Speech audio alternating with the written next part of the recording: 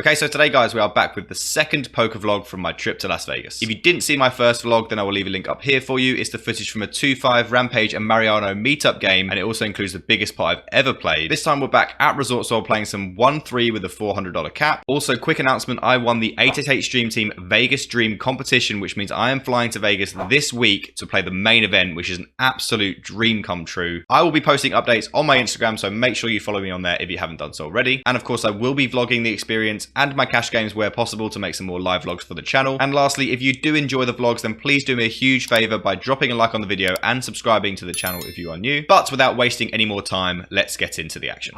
After a good win in my first vlog session and a decent run at the Bellagio the day before, I was looking for another solid win in Vegas. We're back at Resorts World and the lads I was on holiday with were playing some 1-3, so I decided to tag along for the day. The cap for 1-3 at Resorts World is 400, but we're already in for 500 after bleeding a little early on. And in our first interesting hand, we're dealt King Jack off on the button. The big blind is someone we will be tangling with a lot in today's session, and he's wearing a cap that strongly suggests that he's a huge fan of trucks, so we'll call him Trucker. He defends and we see a flop of Jack 3-4 with 2 spades. On a board this connected with a lot of potential draws for the big blind and holding a somewhat vulnerable hand that's very good now but not likely to improve a great deal, I elect to size up to 2/3, betting 15 into 21. I expect to see a lot of continues here from our trucking aficionado, which he does, but interestingly it comes in the form of a raise to $45. I haven't played a hand with this guy yet, but my decision's pretty simple. I'm not looking to shovel the lot in with top pair, second kicker, and I'm never folding, so I chuck in 45 and we're off to a turn which is the 10 of hearts. The big blind now somewhat surprisingly chooses to check, and we have a decision to make. Given his action, I'd say Trucker's most likely hands are flush or straight draws, or maybe something like Queen Jack. Betting seems appropriate for the same reasons we spoke about on the flop, since my hand could still benefit from protection and is certainly likely to get value from worse hands and draws that take this line. At the same time, you can make a case for checking, as while it's unlikely, the big blind could be going for the double check raise, which puts us in a terrible spot, and I would hate to bet fold this hand. Bet calling seems equally ugly, but at the same time, I'm not sure how many players in a trucking cap are going to have the double check raise in their arsenal. The best argument for checking would be to control the size of the pot and picking off potential river bluffs, or going for some value ourselves on safe river cards. In hindsight, I'd give the slight nod to betting, but on this occasion I'll go for the check.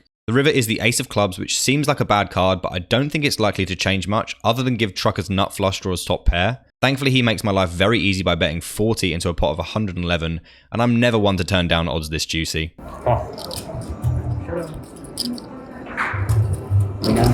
I gently place one chip in the middle, expecting to win almost always, and Trucker announces Queen High. This time the turn check goes pretty well for us, and we're off to another decent start at Resorts World. Thank you. In our next hand, we're dealt Ace Queen of clubs on the button. We see a limp from a no-hoper under the gun, a raise to 10 from a very unhappy man in the low jack who we'll call Tilter. Trump fan comes along for the 10 in the hijack. Bad red calls 10 as well in the cutoff, and we have a sizing decision. I'm looking to make this nice and big because I can't imagine our tilting friend folding much, and there's a lot of dead money out there. I make it 65 for maximum punishment, and it's safe to say that the table isn't best pleased with my raise size. Even the dealer announces it in a somewhat apologetic manner to the players, just looking to see 3 cheap cards before I ruined it all. 65. 65 now. What the? What? Wait, what? 65. 65. Oh, 65. I'm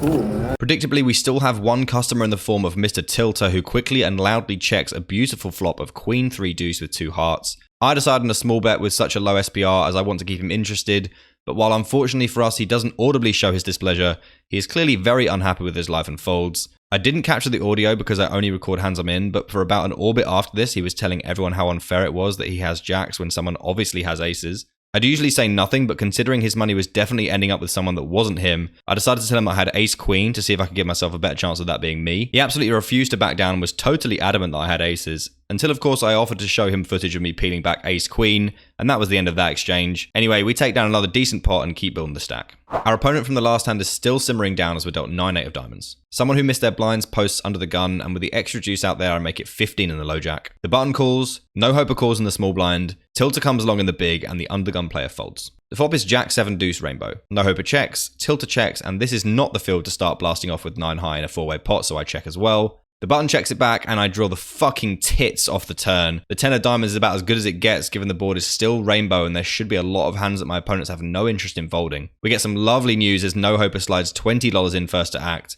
Tilter folds, and we need to start building our pot to try and get the rest by the river. Make it 75, hoping that he's got a jack or something, but sadly when it folds back to him, he seems pretty uninterested and lets it go. That's why you did that. Oh my god. What's that in the lead?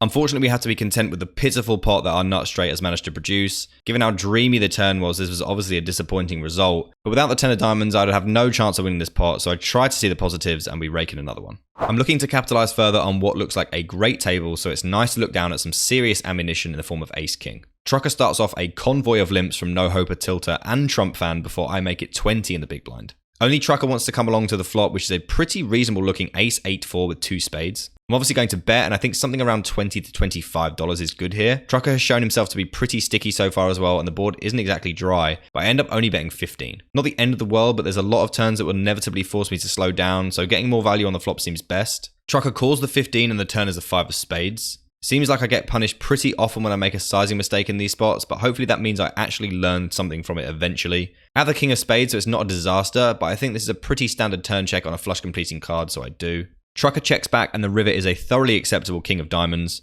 We do block our opponent's calling range with the ace, so I don't think overbets are in order here. If I had checked the turn with a flush or a set, then I'd be pretty happy banging in 1.5x pot here, as it's so unlikely I'm beat and Trucker has a lot more ace-x combos to defend with. I think 2/3 pot is standard here, but given that my opponent has struggled to find his fold button this session and seems a curious type, I charge a bit extra and bet the pot. He's not happy and certainly takes his time, so I'm hoping we haven't been too greedy here and we do get looked up. Thankfully, Trucker loves paying to see cards and ends up reluctantly flicking in the $80, so we probably got the max here, I'd imagine. Trucker dejectedly mucks and we're scooping up another healthy pot. We're up around 300 and the session is shaping up nicely. A very quick hand up next as I open the hijack to $10 with King Queen of clubs, and a fella in the cutoff decides it's time to play for his last 50. He'd been talking about trying to leave, so I'm pretty happy to flick in the 50 and play for it. Do you have a good hand? Oh yeah, I would think he had a good hand. You have a pair? No, he doesn't, because he's leaving anyway. While he may not have had a good hand, I appear to have king high, which isn't good enough to beat the pocket sixes shown down by the cutoff on the river. A small pot, but it does put my sun run to an end for the time being. After that minor setback, we are back in the mix with ace king offsuit in the hijack. I open to $10, and apparently I'm beginning to become somewhat of a nuisance to the table. Yeah, 10. Oh yeah, sure. You know. Trucker calls on the button and No Hoper comes along in a small blind. The big blind gets out of the way and we see a flop of ace 10-9 with 2 clubs. No Hoper starts us off with a check and I elect to check as well. Again, my strategy in these single race pots is just to check everything, as I think it plays pretty well, but a case can be made for a bet in the sandwich. I think this board is a little too wet for that, so stick to my strategy and just check. The main idea is to build pots faster while my hand is at its strongest by incorporating a lot of check raises when the in-position player chooses to stab, and thus charging the maximum amount for my opponents to draw. That's how it goes this time, as Trucker bets $15, No Hoper folds, and I bump it up to $55, and apparently Trucker seems to be onto my strategy. 55. 55. We could maybe even go a bit bigger here, but I think this is okay. Trucker again shows himself to not be a huge fan of folding, which I was expecting, and we're off to a turn which is the Queen of Hearts. Not a terrible card, but I definitely fall behind some of the more optimistic parts of my opponent's range, like King Jack or Jack 8 suited, or maybe even something like Queen 10, depending on how sticky he is. I decide to slow down and control the size of the pot with a check, which I think is very reasonable, and Trucker checks back. I think this check pretty much rules out all those hands we were talking about, so again, the plan is to charge his curiosity with more big river bets on safe cards. The river is a resoundingly safe looking 3 of diamonds, and it's time to put the plan into action. I'll almost always have the best hand as we spoke about on the turn, but I need to choose a sizing that will get paid by something worse. I'm not really expecting something like Jack 10 to find a call, although that certainly doesn't seem impossible, but certainly some suited ace-x should be tempted into calling as long as I don't get too greedy. I think around 2/3 of pot is a decent option, but honestly I could get behind a bigger bet. If this was my first rodeo milking the shit out of this guy, then I might have gone larger, but I've only ever shown him good hands so far, so I think this is the best chance of extracting a crying call. Let's see how it goes. I'd love for you to hear the button's thought process, but the table had other ideas. Yeah. Yeah! Can you call the floor? Get this guy out of here. This is bullshit. He knows.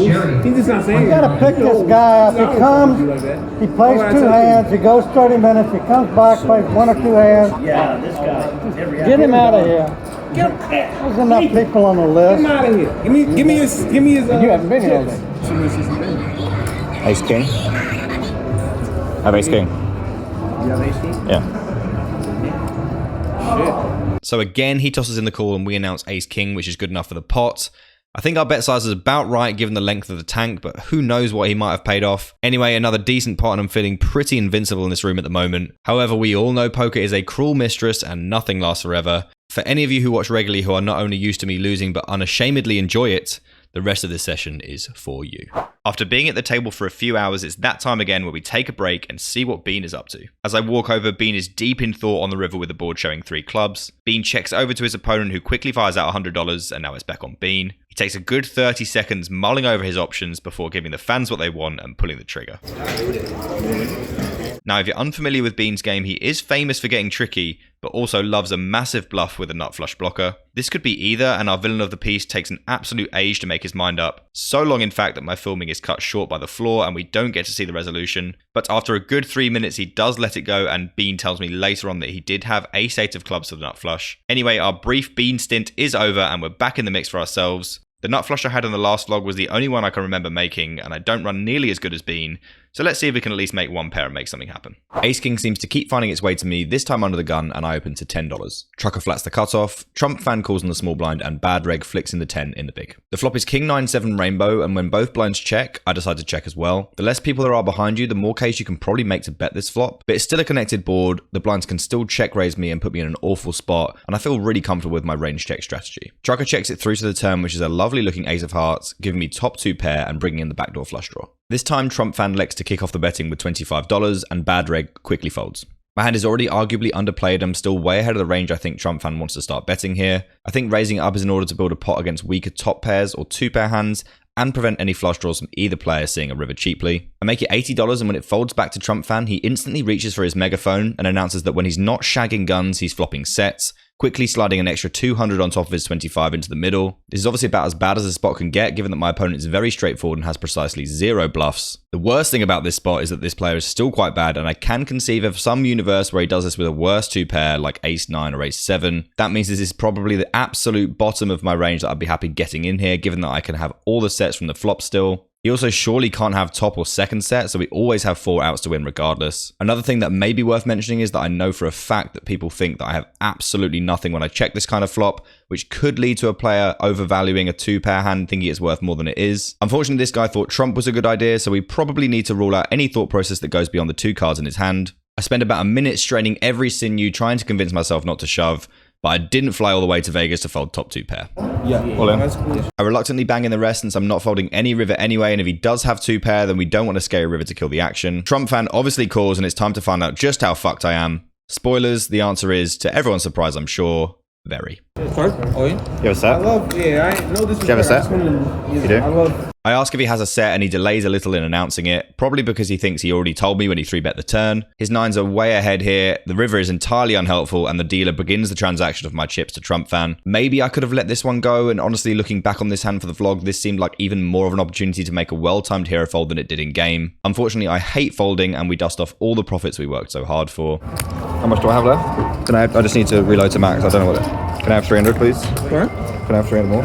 Go ahead. Okay. It's time to add on for another 300, and I changed my blacks up with Trump fan to get back the stack of reds that I just dusted off to him. We're back in for 400, and we're trying to run it back up. I'm back in for a measly 400, which is really annoying as a lot of weaker players at the table have big stacks at this point. A few orbits passed since Trump fan gave me the business, and we're back in the mix with ace-10 of diamonds. I open the hijack to $10, and Trucker 3-bets the button to 40. This is one of those hands you can do anything with, but 4-betting is less appealing at this stack depth with such little playability left after the flop. Folding is quite reasonable, but I still think calling is my preferred play, so I do, and we see a flop of 10-8-5 with 2 hearts. I check, and Trucker bets about 2/3, 60 into 84. This is a pretty shit spot given the SPR because raising commits me to the pot, but a shove for 300 more seems a bit much. Having said that, a smaller raise can grant me some protection as well as potentially extracting value from overcard combos or weaker hands that want to get sticky that may also fold to the shove. I think my standard play versus these sizings when my opponent's range is very strong is to just call and accept that are going to be some quite uncomfortable turn decisions out of position. Given my opponent has been giving a lot of action intelligent and has seemed pretty keen to outplay me over the course of the day and not succeeded yet, my plan is to be very all in on a lot of runouts. Calling also allows me to check shove some turns and get another bet out of whatever bluffs Truckle might have. While I do only have top pair 400 effective, given that I open to 3.5x and my opponent makes it over 13x in position, we are firmly in 100 big blind strategy territory. Couple that with an opponent that I'm pretty sure wants it, he's damn well going to get it. I call the 60 and the turn is the 6 of spades, bringing in another flush draw. I check and Trucker pots it for 200, basically putting me in as I've only got 100 back. It's hard to put into words how all in I am on this turn, but I'll give it a go. With an SPR of 1.5, given all the dynamics with this player that I've already mentioned, and calling a 2/3 pot c-bet, this card is about as good as it gets for me. Yes, I'm going to be in rough shape versus an overpair sometimes, but I unblock all the overcard combos of flush draw and backdoor flush draw that I'm fairly confident this guy would play this way a good portion of the time. If he does have an overpair, I do block aces, which should obviously have me in the worst shape, meaning I'll almost always have at least 2 10s and 3 aces to win in some of the worst case scenarios. Obviously, we're hoping to be in better shape and be up against the overcard flush draw combos, but it's nice to have something to fall back on. I'm far from thrilled, but I console myself with the fact that I really don't have much choice here before doing what has to be done.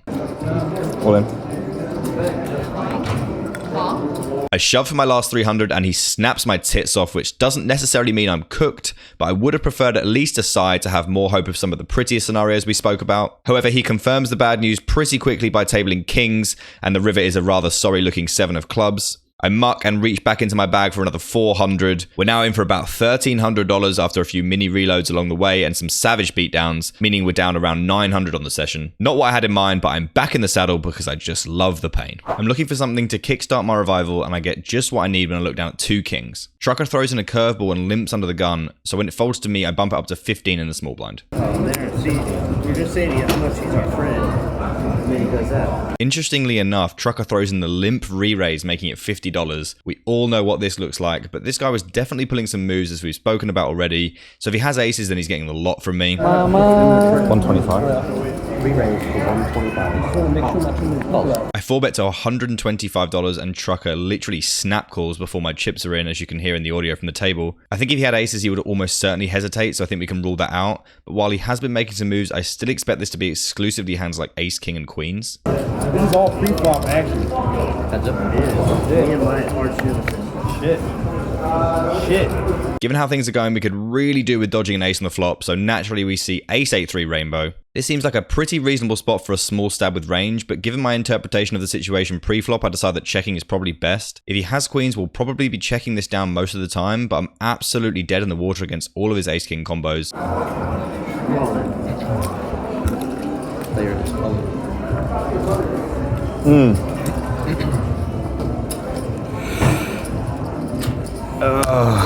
Man. I might need a couple minutes. So I do check, and Trucker makes an utterly atrocious play, shoving for $305 effective into a pot of $253. I spend some time wondering whether my check looks too face up and I might be getting entirely owned here. If this was a regular 4-bet pot, I can see his range being a lot wider and therefore potentially containing a lot more bluffs. But in a limp re-raise pot, I really doubt he's got anything random that he's shoving here. Even a lot of hands that he may want to do this with as a weird bluff pre-flop have an ace in them. Regardless, I like to give my decisions some thought, so let's listen into my pain and suffering. This is a very bad flop for me. I wonder if you just have like queens and you're just like, fuck this flop. He has a good chip set, so. Oh yeah, no. So horrible, man.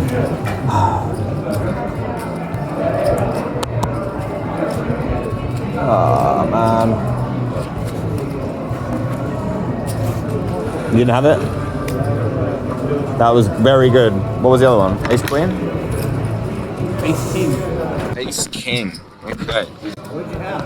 What do you think? I decide to reluctantly let this one go. He instantly shows me an abysmally played ace-king of spades, and we're reaching for even more of Benner's money from the bag. Sorry, lad.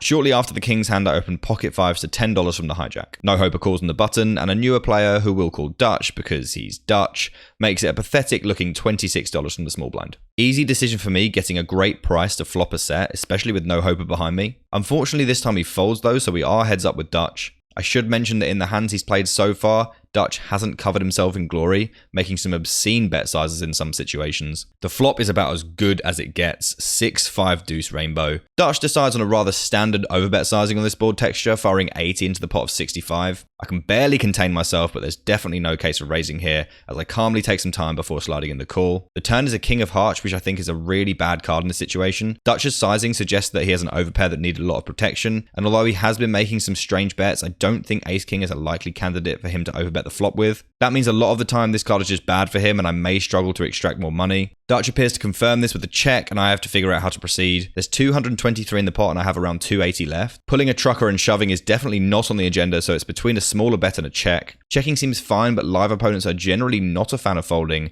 and I want to give myself the best chance to get the rest on the river. I want to bet an amount that hands weaker than a king will still call, and then with a low SPR on the river could talk themselves into calling off the rest. I think something around 75 accomplishes everything I want to achieve nicely, but I get a bit overeager and bet 100. It looks like I might get away with it though, as Dutch starts inquiring about my stack. Playing them about 130. It's like it's 180. You got 180 back there. 180, yeah. I still didn't expect to see too many folds, but unfortunately after a huge tank, Dutch decides to let it go. After a long and painful session, seeing that hit the muck was another dagger to the heart. It's $100 off the arrears, but I was hoping for so much more. Not just to double up this hand, but to restore parity with the other stacks on the table to give me the best chance of getting unstuck. All we can do is move on, keep grinding, and see what opportunities present themselves. Next up, we open ace-queen off in the cutoff, and no hoper defends his big blind. I haven't been able to isolate him much today, so I'm hoping that this could be the time to get my share of the money that he's been donating to the rest of the table, but unfortunately he's done that so often that he only has $78 left. The flop is jack 8-3 with 2 diamonds, and no hoper tries his luck with a donk bet of $3. I think raising is a reasonable option, but when a recreational bets 1 big blind, I always treat it as a check,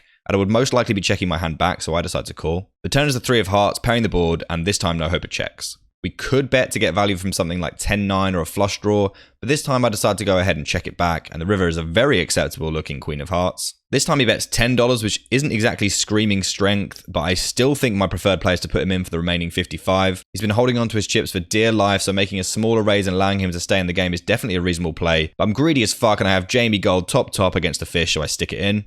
Hold on. No hoper tanks for absolutely ages, which is what I was expecting, but finally emerges with a call. Did you say call? I turn over the ace-queen, which is obviously good. He dejectedly shows queen 7 of clubs and has to maneuver his chips around his whiskey glass in order to pay me. We've won a couple of very underwhelming pots, but they all count towards the deficit we've accrued, and there's still time left to try to claw some more back. Spots have become few and far between, with no hoper and trucker both taking their leave. There's still a few decent spots at the table though, and I look down at ace-jack of clubs. The bad reg in the cutoff limps, and I ISO to $15 in the small blind. The big blind comes along and the bad reg also flicks in the 15. Bad reg had been complaining about the demise of no hoper as he felt he didn't get his fair share, and unfortunately for him that might mean he actually has to play some poker, which isn't his strong suit. The flop is queen jack 6 with 2 clubs, which is definitely something I can get on board with. I check, which I'm doing with my whole range. The big blind checks as well, and now bad reg bets out $25 into 45. I think raising is unnecessary here, as I currently have a middle pair that doesn't need any protection given that I have the nut flush draw to go with it. Also, this is definitely a more reasonable situation than in the earlier hand against Trump Fan, to mention that people think I have nothing when I check these flops and try to buy the pot way too often. If that's true here, I definitely want to let bad reg do some blasting if he has it in him, so I call and the turn is the 5 of spades. Not our gin card, but we certainly aren't going anywhere. I check again and bad reg fires another bullet, this time $55. He has about 180 back and there'll be 195 in the middle after I call, so it definitely feels like he's setting up the river jam. While you could maybe make a case for raising the flop, this turn is just a slam dunk call. All his bluffs fold, and while we will have outs, all of his better hands that will call are ahead. We make the call and the river is again disappointing, the 5 of diamonds. We check and we get what we were expecting. It might have been a glider. Yeah. He did a lot of them. Sorry? All in. It's time for another edition of Eastie in the Mud as I bemoan my lack of club on the river and start to probe my opponent for some information. Oh man, how have I bricked this? I didn't listen to his music. We could have got it on the flop. It's a strong play with the queen. Yeah, queen. Country road. What did you say? You tell me first. Yeah, so you tell me first, and we can work. If you want to be a live, you could come. What I have? We can negotiate. Negotiate? You ask me what I have, I'll ask you what you have. Yeah, but what negotiation can we You do? tell me first. I have a jack. Oh. Well, then I'll say this. It'll be an old. Oh, I know. I already knew that. Speaking of the fire there. I'm not sure what's got to do with Nigel Farage. You have 2 sixes? Shit into the face, no. That's because he's not an elected member of parliament. Huh? He's That's literally the only hand that makes sense. You can't really have 6-5. You can have 2 sixes, and that's pretty much it. How much is this, please? You don't have a queen. You literally can have a 6. You can't. You don't. Even, Queen Jack is even difficult. You probably open Queen Jack. 72. You did limp. You did limp quite a few hands there. Usually when people start talking, they're strong, but honestly, while I was engaging in some back and forth, I'll leave deciphering that to you guys. I'd much rather talk about what I like about my hand as a call. Having a pair is a good start as I can obviously beat bluffs, but clubs are good too because clubs are my opponent's worst bluffing candidates on the river since he wants me to have clubs and fold. Theoretically, this should make it more likely he's bluffing, but we can't back many live opponents to be familiar with this. He can definitely reasonably follow through with the smaller flush draws that bricked because they can't show down at all, but I unblock those as well. I know my hand will likely never fold in theory, so I'm already leaning to calling, and that's before we think about what my opponent has done in this hand. Limps live are generally small pairs or suited connectors, especially from this kind of player. It's definitely feasible that villain stabbed the flop perceiving me as weak after I checked with a hand like 10-9 or maybe King-10 suited that's now following through. If he also starts dipping into things like King-9 suited or 10-8 suited, then he's likely way over bluffing this spot because of how few value hands he can have. That's before we add in those small club draws like 8-7, 9-8 or 7-9 of clubs even that picked up additional outs on the turn and may be tempted to blast off because they can't show down as I mentioned before. Pocket sixes make the most sense of anything I'm going to lose to here as I don't expect that hand to play much differently, but that's only 3 combos. The only queen X that are happy betting 3 streets here are ones like ace queen and maybe king queen, but the limp preflop probably removes all of those possibilities. Queen jack is possible, but also an unlikely limp preflop, particularly the suited variety, and if he's gotten bored and started limping queen jack off, then I block that as well. Some random 5x of clubs is possible, but then again I feel it's likely that he would check back the turn to avoid getting shoved on. 6-5 probably doesn't want to bet the flop either because it can't have a flush draw, so I honestly think his value is almost exclusively pocket sixes at this point. Don't get me wrong, I wouldn't be at all shocked to see it, but if I do think he's ever bluffing, then I'm absolutely sure he will be over bluffing this spot. He's also been showing signs of frustration recently, and my hand just makes a really solid call in theory. As you can probably tell, I'm getting ready to flick this one in and get shown a boat. Ben always tells me in these kind of situations where you just have a really good calling hand, it just doesn't matter if you lose. Yes, people live just often have it, but you can't go around folding your very best calling hands. I also absolutely love calling the river and can't fucking stand folding, making this a pretty easy decision in the end. I call. It was either a that's what you on.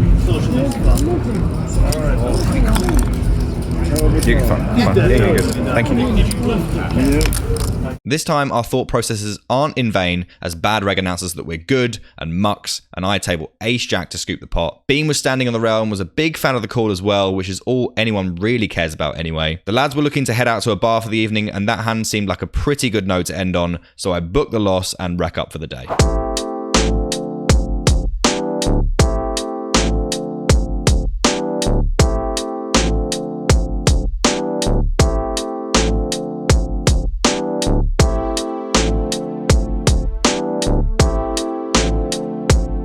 So I just finished the Resorts World. It's fucking loud in here. Played a really long session, well, like 6 or 7 hour session. Pretty tired. Gonna go get some food now. Hi, Bean. Hello. Let's talk about my session. So we're down like 1.1k off the rib. You guys would have seen that already. Talk about my session. Well, we'll talk about that in a sec, mate. I'm up a bag. Bean's up a bag. I was down 1.1, I think it was the worst. The ace-10 hand was a bit annoying, I'm not really sure. King's obviously at the 4-bet pot was horrible, and then the ace-king, I don't think I could do anything differently. I was wondering whether I could just call turn. Yeah, I would have lost a lot less, but whatever. I mean, what are you going to do, right? And there, ended up rallying back, made a really good call with the ace-jack, I think it was a really good call. Ended up only down 665, which I'll definitely take, considering it was a really, really bad start. But yeah, now I'm going to go off to get some food, maybe play again tonight, but definitely obviously most more sessions in the week. So, hope you enjoyed it, and I'll see you on the next one. Bye-bye.